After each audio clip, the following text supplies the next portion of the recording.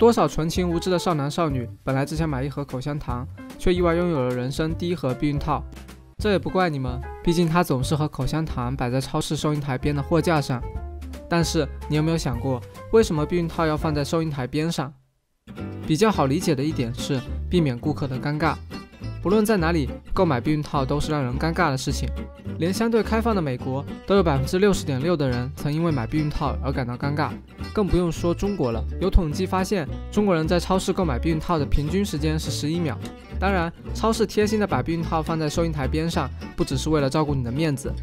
研究表明，逛超市的顾客里仅有25%有明确的购买目标，剩下75%都是随机和冲动型购买者。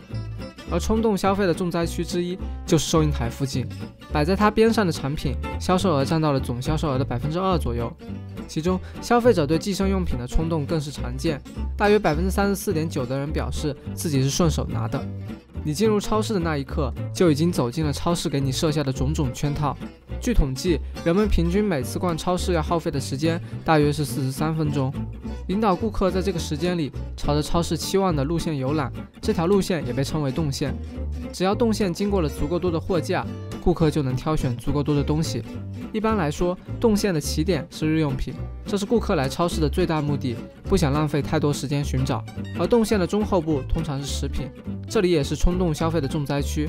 逛了半天，饿了的你很难躲过各类食物的味觉轰炸。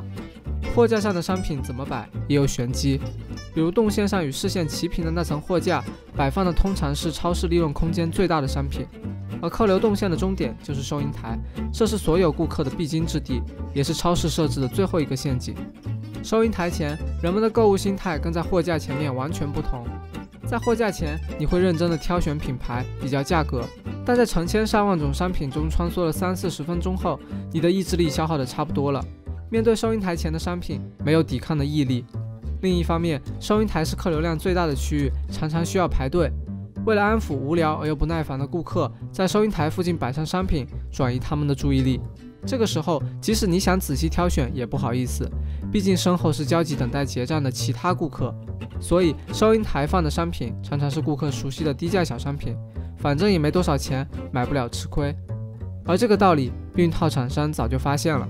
2003年，已经进入国内的杜蕾斯发现，收银台前的便利架上只有口香糖、牛肉棒之类的小商品，而且卖得很快。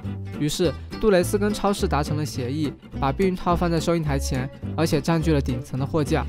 短短半年，杜蕾斯销售就增加了3倍。此后，杰士邦等其他避孕套厂商也跟进，纷纷在收银台抛头露面。全国的超市收银台陆续都成了避孕套的天下。正是在超市和商家的安排之下，冲动的你买下了自己可能很长时间都用不上的避孕套。What?